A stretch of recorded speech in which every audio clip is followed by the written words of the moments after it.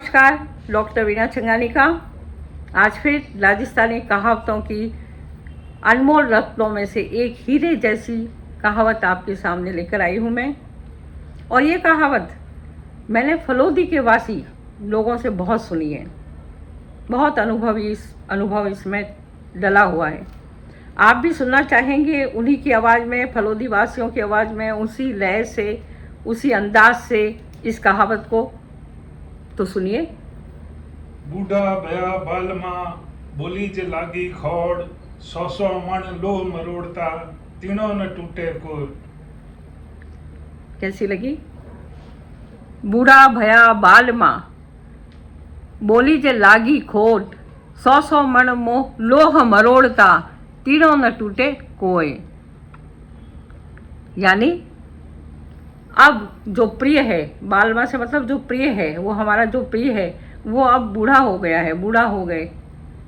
बोली जे लागी खोट, अब उसकी आवाज़ में भी खड़खड़ाहट हो गई है, अटक रही है, बदल गई है।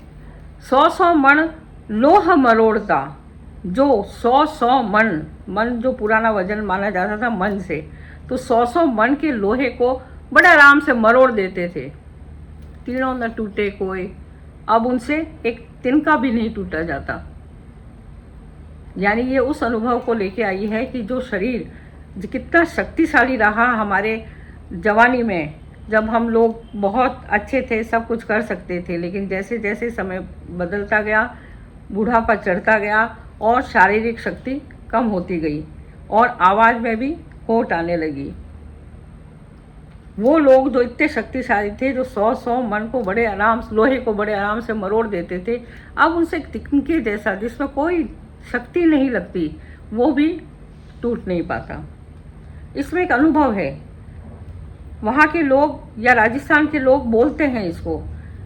कुछ लोग जो बूढ़े होने लगते हैं, वो याद रखने के लिए कि अब हमारी शारीरिक क्षमता उतनी नहीं रह गई, तो अब हमें अपने धरातल पर रहना है, बड़ी बड़ी डींगे नहीं हाँकनी है।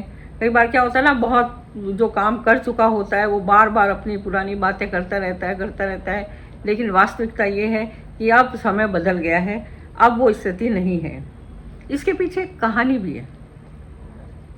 अलग अलग लोग अलग अलग तरीके से इस कहानी को बताते हैं कि मारवाड़ के एक राजा थे जो बहुत ज़्यादा शक्तिशाली थे। बड़े बड़े युद्धों में उसने जीत हासिल की थी और वो इतने शक्तिशाली थे कि 100 मन की तलवारों को वो बड़े आराम से मरोड़ देते थे। मतलब कोई उनकी शक्ति की जरूरत ही नहीं होती थी और इतनी मरोड़ देते थे।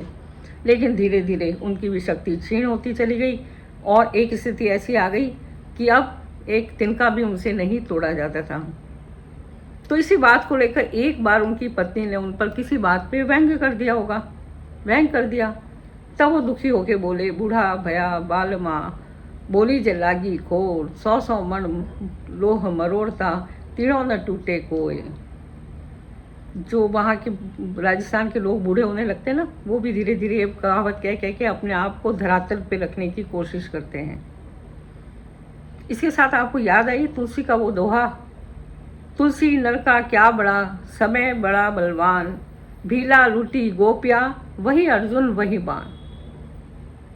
इसके बारे में आपको पता ही होगा, या फिर नहीं पता तो मुझे बताइए कमेंट शॉर्ट्स में। तो इसकी कहानी के पीछे भी एक लंबी कहानी है जो आपको ज़रूर सुनाई जाएगी।